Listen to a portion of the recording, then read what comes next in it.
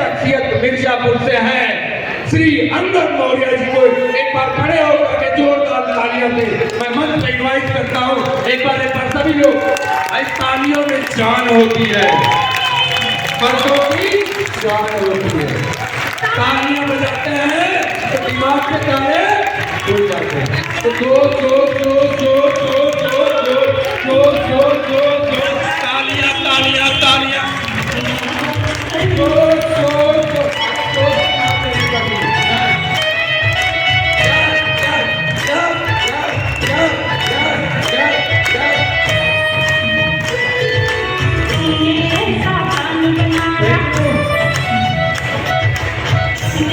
बहुत बहुत धन्यवाद। और जो ही भोजन का नाम आता है, सारे लोग हर चीज़ों को भूल करके सिर्फ खाने के लिए निकल जाते हैं। तो साथियों, हम सभी लोगों को तो करना ही है, लेकिन आज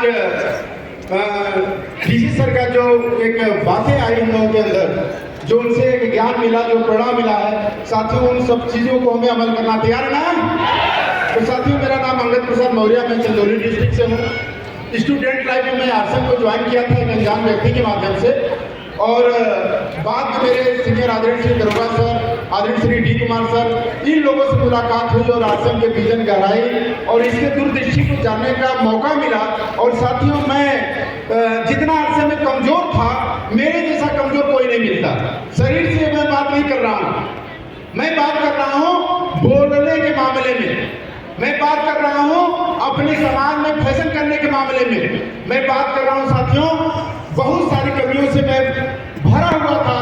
लेकिन कहते हैं कि आरएसएम के संगत में जब आप रहने लग जाते हैं, आरएसएम के माहौल जब आपके अंदर भरने लग जाते हैं, तो धीरे धीरे हमारे अंदर बदलाव आने चालू हो जाते हैं। और साथियों, मैं स्टूडेंट लाइफ में चालू किया, 850 रुपये मेरी पहली इनकम थी। उसके बाद मैं धीरे धीरे इसमें चलना बढ़ना चालू किया और स्टूडेंट लाइफ में ही मेरी इनकम राइटिंग की आने लग गई, स्टूडेंट लाइफ में ही मेरी इनकम टेक्निकल की आने लग गई। और मैं अपनी जिंदगी की पहली कार स्टूडेंट लाइफ में इस आरएसएम के भरोसे कर चुका था साथियों। उसके बाद पीछे हम नहीं देखे, लगातार बढ़ते रहे, सीखते रहे, क्लाइंट की बात को मानते रहे, अभी स्टार इमरान बने। और अभी जो तत्काल में एक महीने की जो मेरी अभी इनकम आई, वो 3,06,990 रुपये रही साथ। तो ये सारी चीजें कैसे हुई साथियों? हम लोग फिल्म देखते हैं, पिक्चर देखते हैं, फिल्म में आप देखते होंगे कि एक हीरो कई किरदार में नजर आता है, और वो किरदार कैसे उसका पूरा होता है जब उसके डायरेक्टर जिस भी रूप में उसको पेश करते हैं, वो व्यक्ति अपने आप को उस हिसाब से ढाल लेता है। कभी आप देखे होंगे कि कोई हीरो किसी फिल्म में विलन का काम करता है और कोई वही हीरो किसी फिल्म में नायक का भी रोल करता है, यानी अच्छे कामों का भी रोल करता है और बुरे कामों का भी रोल करता है। साथियों, हमें अपने आप को चेक करना है कि हमारा रोल क्या है, हमारा किरदार क्या है। आज से में यदि हमें राइटिंग और टेक्निकल पे पहुंचने का किरदार दिया गया है, इसमें सिक्योरिटी का किरदार दिया गया है, भविष्य में विरासत के लिए एक बड़ा बिजनेस खड़ा करने का किरदार दिया गया है, तो क्या उस किरदार को हम बखूबी निभा रहे हैं? साथियों, उत्तर मिलेगा कि नहीं, हम नहीं निभा पा रहे हैं। जो हमें किरदार दिया गया 100% प्रोडक्ट यूज करने का किरदार दिया गया कि आरएसएम के पोशाक में रहना है, हमें किरदार दिया गया होम मीटिंग करने का, हमें किरदार दिया गया कि आप यूएलपी करवाइए, बड़े बड़े मीटिंग करवाइए। क्या हम इसको निभा पा रहे हैं? नहीं निभा पा रहे हैं। हम किरदार को कभी निभाते हैं, कभी नहीं निभाते हैं, कभी अपने किरदार को भूल जाते हैं। और इसके वजह से साथियों क्या होता है कि समय तो बीत जाता है, लेकिन उपलब्धि अपने पास नहीं आ पाती है। यदि उपलब्धि हम हासिल करना चाहते हैं तो साथियों, किरदार हमें बेजोड़ निभाना पड़ेगा। एक घटना है, ईश्वर चंद्र विद्यासागर जो हमारे यहाँ के एक बहुत बड़े विद्वान महापुरुष हुआ करते थे, उनकी जीवन की घटना है कि उनको कोलकाता में एक नाटक देखने का मौका मिला। और नाटक में वो जब सामने बैठ करके देख रहे थे तो वहाँ पे बहुत सारे कलाकार मौजूद थे। उस कहानी के शीर्षक में एक कलाकार को रोल दिया गया था, किसी औरत को छेड़ने का रोल दिया गया था, और वो अपने कलाकारी को बखूबी निभा रहा था।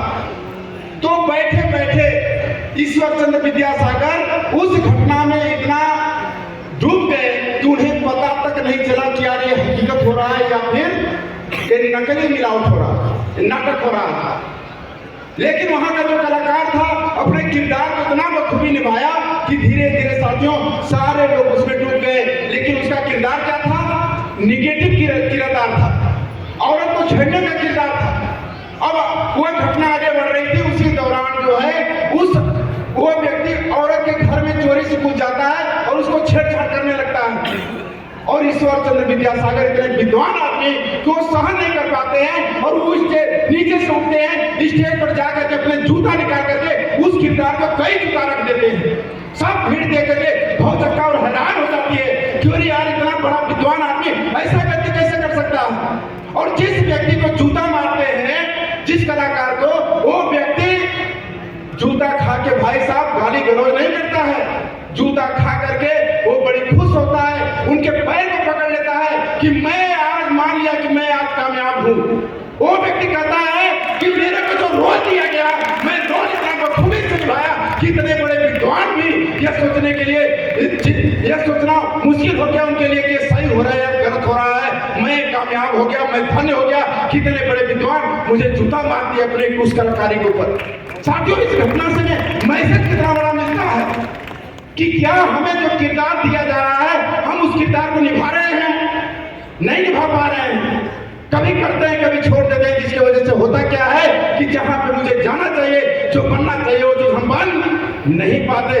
इसलिए साथियों हमेशा ध्यान रखें इस बात का कि हमारा किरदार आरसीएम का पोशाक है, हमारा किरदार होम मीटिंग है, हमारा किरदार सेमिनार है, हमारा किरदार इस भीलवाड़ा के धरती पे लोगों को लाने का जिम्मेदारी है, किरदार दिया गया है, हमें इसे बखूबी निभाना चाहिए, नहीं निभाना चाहिए।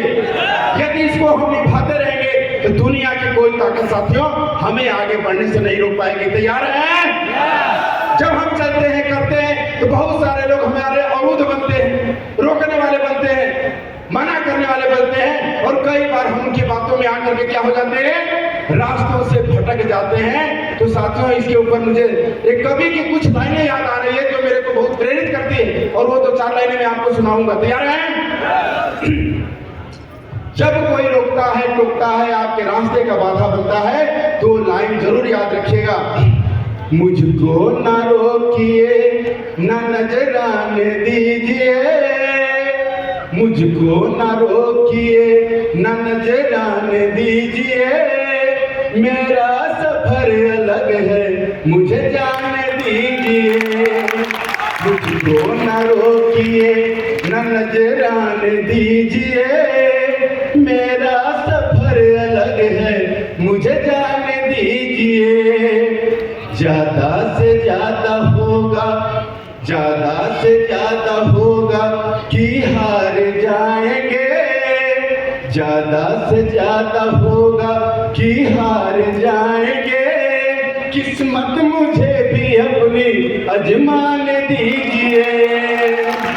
थैंक यू साथियों, बहुत बहुत धन्यवाद। और मैं सर को बहुत बहुत धन्यवाद करना चाहूंगा, मौका दिए। वेलकम सर, थैंक यू एक बार सर के लिए जोरदार ताली बजा लीजिए। ओके, बहुत शानदार। साथियों अभी आप लोग